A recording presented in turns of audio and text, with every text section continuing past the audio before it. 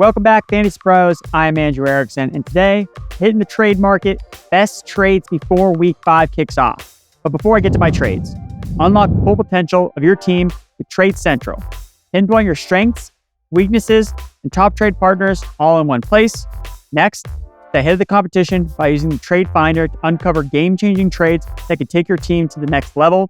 And finally, before you pull the trigger on any deal, rely on the Trade Analyzer to see how your moves will impact your lineup and your chances of victory.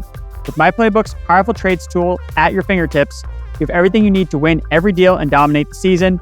Head to fantasypros.com/myplaybook or download Fantasy Football My Playbook app today. Now, let's get to the trades. Jordan Addison, rest of season rank wide receiver 45. Addison caught 3 of 4 targets for 72 yards and 1 receiving touchdown against the Packers. He also scored a rushing touchdown. He also returned to his normal role, running around on 76% of the dropbacks.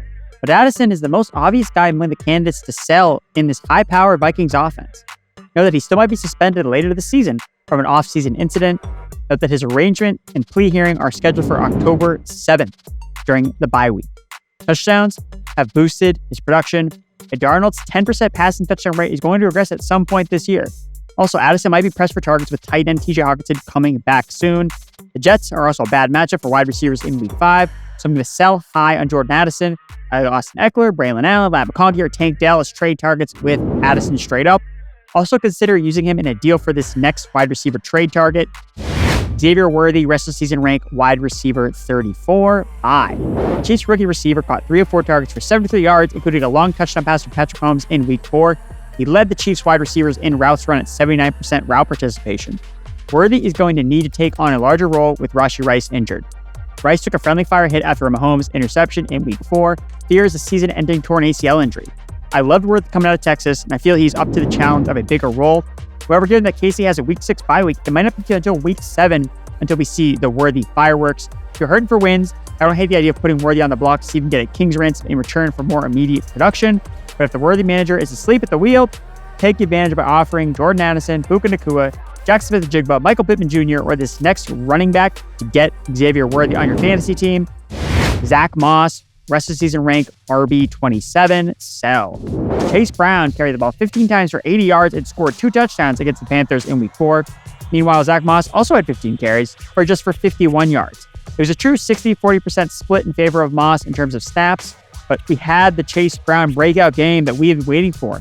After 3 weeks of looking explosive, Cincinnati finally gave him more opportunities, and Brown delivered. The overall usage was interesting because Brown finally got red zone usage over Zack Moss. He scored and had another red zone target close to the end zone, but he was unable to haul it in. Moss had 4 carries in the first half to Brown's 2. Both of Brown's touchdowns came inside the 3-yard line, but Moss still had more receiving usage with more targets overall. Regardless, this type of performance is too hard to ignore.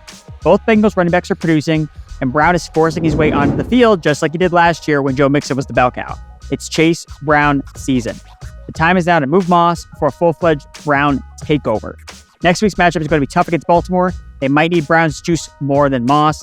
Sell Moss for his backfield teammate, Brian Thomas Jr., Rashid Shaheed, Bucky Irving, Tony Pollard, Ramondre Stevenson, Najee Harris, or this next wide receiver buy. Zay Flowers, rest of season rank wide receiver 24. Last week, I said that the Ravens receivers had suppressed betting prop lines because of the severe lack of pass attempts from Lamar Jackson in Week 3. It was the lowest number of attempts by the Ravens quarterback in any game in his entire career where he played the full game. Week 4 was the 5th lowest of his career.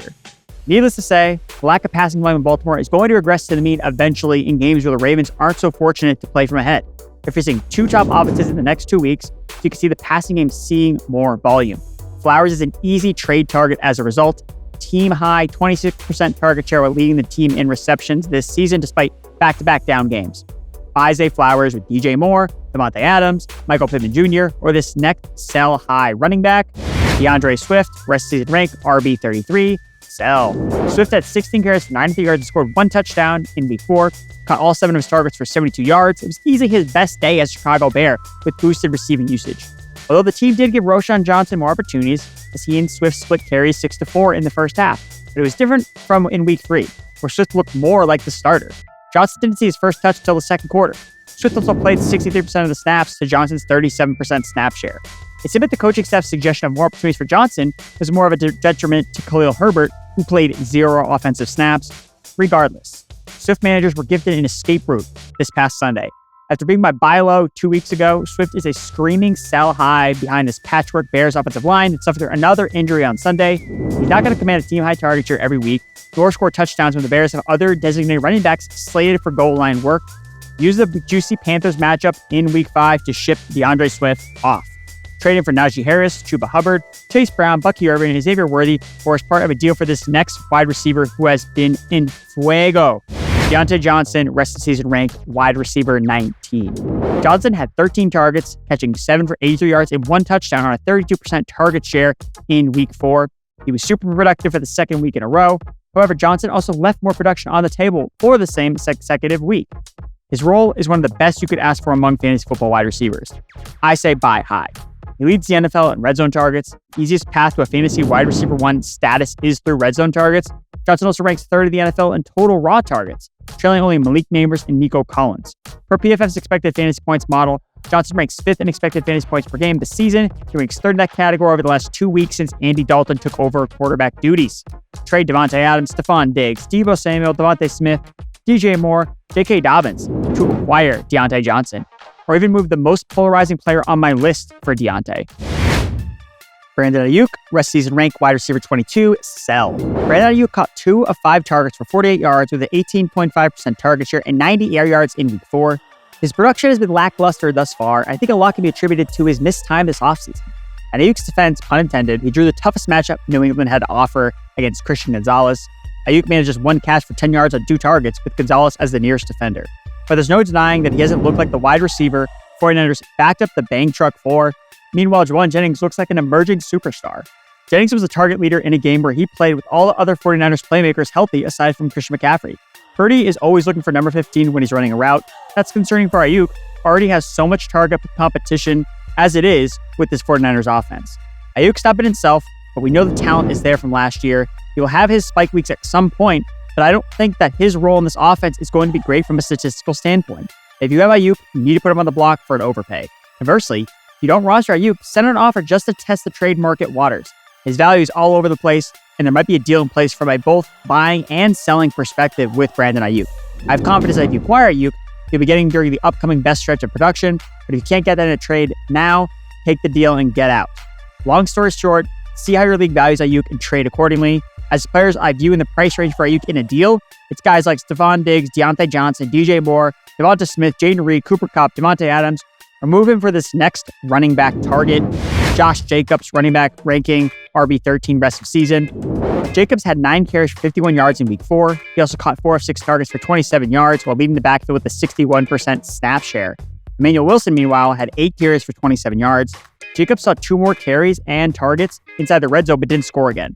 Green Bay had the ball at the 3-yard line, but they got flagged for an unsportsmanlike conduct penalty. Jacobs' inability to score has been beyond frustrating, but the fact that he could muster production in the face of massive negative game script is a positive note from this last game. With Love back under center, Jacobs is a buy in my estimate. He's a top 10 in touches this season and 11th in yards from scrimmage. When Love has been under center this season, Jacobs has rushed into stack box on just 1 of 26 carries. The touchdowns will come. Buy Jacobs for the touchdown and boom with guys like Deebo Samuel, Stephon Diggs, or my last running back sell candidate, Christian McCaffrey, rest season rank, RB22. Jordan Mason was the RB18 the last time we listed him as a trade target a few weeks back. He's now up to RB10. I don't know when we're going to see Christian McCaffrey play this season, given every report about his health is worse than the next. I want out. Mason is the 49ers running back for me because I have zero confidence that this Christian McCaffrey saga ends on a positive note. Mason is young, leads the NFL rushing attempts while ranking 2nd in touches and 4th in yards from scrimmage.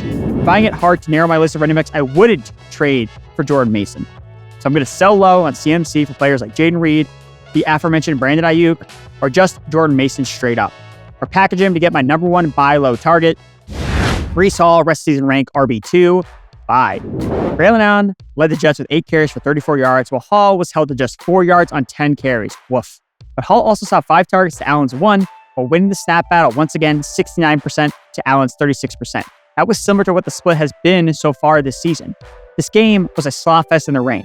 Hall couldn't get anything going on the ground, so they think they were just feeding the hot hand with Allen. Keep in mind that Breece Hall only had 1 carry in the entire second half. He got stuffed twice from inside the Denver 1-yard line, very close to scoring, but came just short. Look, Allen's not going away. I think we can all see the rookie's talent. But I think an Allen backfield takeover based on this 1-game sample in the rain is not one of my takeaways from Week 4.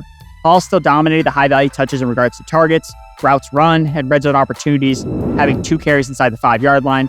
After careful consideration, I'm settling on Breece Hall as a buy low. Still ranks 10th in touches among running backs, number 1 in running back targets this season.